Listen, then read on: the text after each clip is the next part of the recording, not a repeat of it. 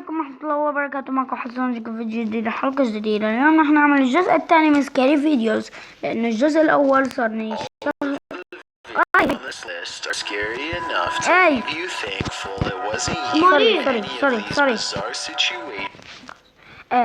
رح نعمل سكاري فيديوز الجزء الثاني، لأنه الأول كان من قبل شهر ونص، شهرين ونص، 3 أشهر، مهم 3 أشهر. فنقولكم معنا اليوم فنقي فيديو رعب بعض. اعتقد هذا رعب ممكن. اوكي، مرحبا شباب. اوكي، مرحبا يا شباب، كيفكم؟ معنا حسين وحمودي وزيزي. اليوم معنا اختي زيزي. هلو، كنت خلينا نحضر. اوكي، وقفوا عادي. You have to keep in mind what I'm saying now. My dad said, "You're gonna see someone in our house. Just focus on me. Don't be as conscious of her as you can." I almost burst into laughter.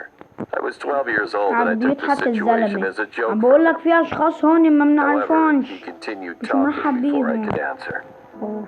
She's gonna whisper something and she's gonna do everything to follow you or keep your attention. It's gonna be really hard to ignore. But son, you must never mix words with her for any reason. If you pretend she doesn't exist, she'll leave here. Will you do that? Countless questions passed through my head, but I answered my dad, "Okay," since I was scared at the time. "Okay, it's time for dinner. Let's go downstairs." What I told you about her made her stronger, but this is the only way I have. I just wanted to avoid you running into her by accident. Trust me. Now focus. I followed him downstairs slowly, focusing only on him, heading to the kitchen as he said. The downstairs had a cool atmosphere, as if the temperature had dropped sharply, and smelled sour. A raccoon once died in the wall of my house, and it smelled so bad that it kept going inside for a while. My dad and I sat at the table at the same time. My sister was sitting across from me, looking down at the empty plate in front of her, and my mom was taking food out of the oven, and I could see the signs of crying around her eyes. Well, I tried to concentrate on my family, but then I noticed something gray-skinned with black hair standing at the corner of the room. The atmosphere of the kitchen was subdued, and there was no laughter or warmth that could be seen in our kitchen as usual. My sister grabbed my knee under the table and whispered, "Do you see her too?" I nodded quietly. "Be quiet," my dad said threateningly.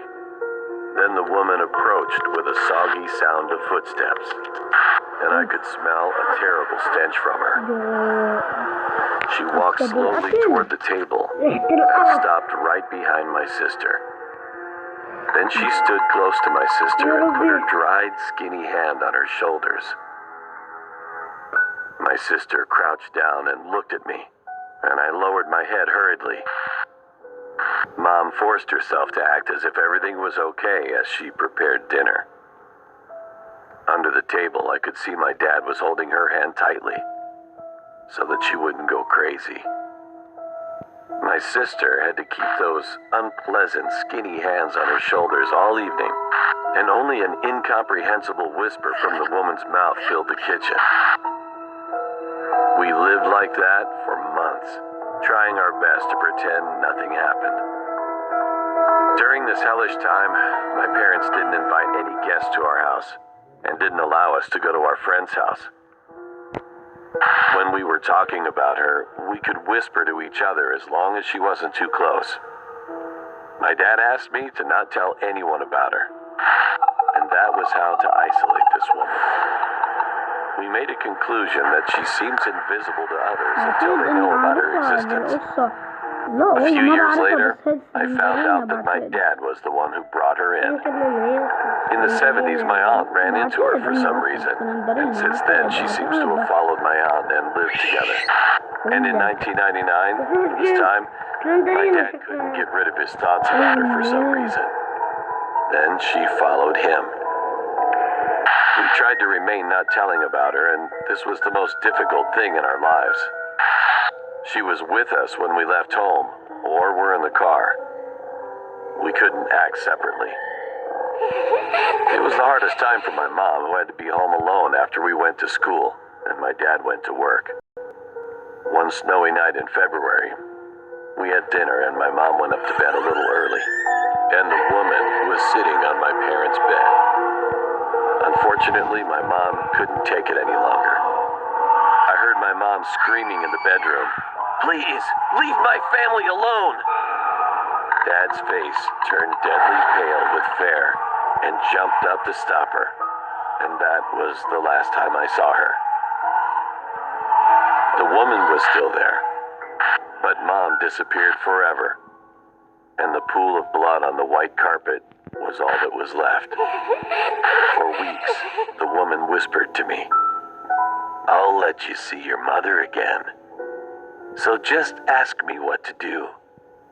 However, I never did that. The reason I'm telling you about this story is because I want you to think about her.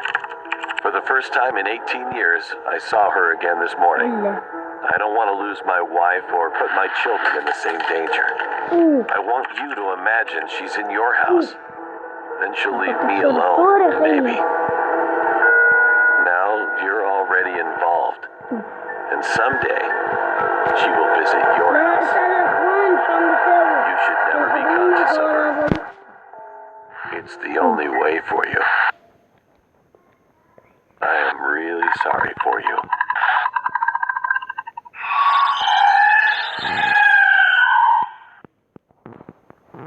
أعتقد انتهت القصة. I don't have any friends. Not only boyfriends, but also the girls too. I'm tired of putting my energy into hanging out with others. Maybe lack of socializing. So that's why I like to see movies. It's because I can just look at the screen. I go to the movie theater every weekend. Sometimes I go to a big theater, like Multiplex, but I also go to a small theater for independent films.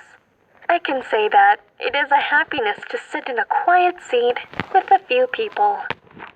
One weekend, I went to the movie theater as usual. I was waiting for the ticket and a man wearing sunglasses talked to me. He was a man and a stranger, so I stepped back, expressing caution with bright face. "Excuse me, I'm the director who shot this movie. Could you tell me how you feel after watching it?" "What? Oh, okay, sure." It was so sudden, so I was in a panic at first, because I don't usually talk to a man, and he is a director? No way! I was fascinated by his smile, and I could feel my face turning red. The movie I watched that day was kind of a B-horror movie. The story is about a woman who is the main character being kidnapped by a man and imprisoned in a secret room without any windows. To tell the truth, the movie was not that good. I don't like the hard gore scene. However, I kept thinking about what to say to the man, reminding his smile. I stood up after the movie. When I came out, the man was looking this way with a smooth smile. After much thinking, I tried to say a word to talk about it, and he talked to me first. "You know, there's my office around here. Could you tell me about the reviews and do a survey for me for my next work? I'm worried about it in many ways since this is my debut film. Of course, it wouldn't take long and I'd like to give a reward to you for helping me." He happily talked about the behind stories when he made the movie.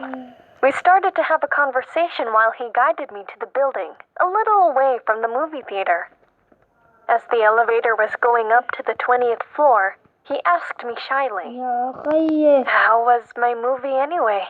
I was embarrassed to hear the answer because there were so many people there, but no one here, so you can tell me honestly.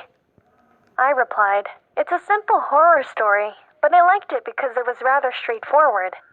Well, the story is about a woman eventually dying in a secret room. I'm just curious about your intentions.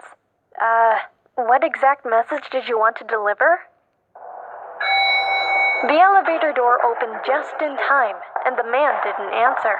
He took me to the door with a soft smile. The name of the production company was printed on the door. He opened the door and led me into the office. The office was completely dark, and the room was covered with curtains even though it was the middle of the daytime. When I turned around, he was leaning against the door with his body and talking on the phone. "Oh, I'm sorry. I got a call regarding my work. Please wait for a moment," he spoke to me in a whisper. I looked around the room again. There was no furniture in the office, just a desk and a few chairs. Strangely, I couldn't even see the kitchen or bathroom. It was just one studio. Come to think of it, it was strangely familiar, although it was my first time visiting there. I thought I'd open the window, so I approached the window. However, when I pulled the curtain, there was a wall behind it. I turned around and looked at the man. With the friendly smile he showed at first, he went to the front door and closed the door quietly. I dropped the bag in my hand. I could see there was no handle inside the front door. That was when I remembered. Now I knew why this room looked familiar.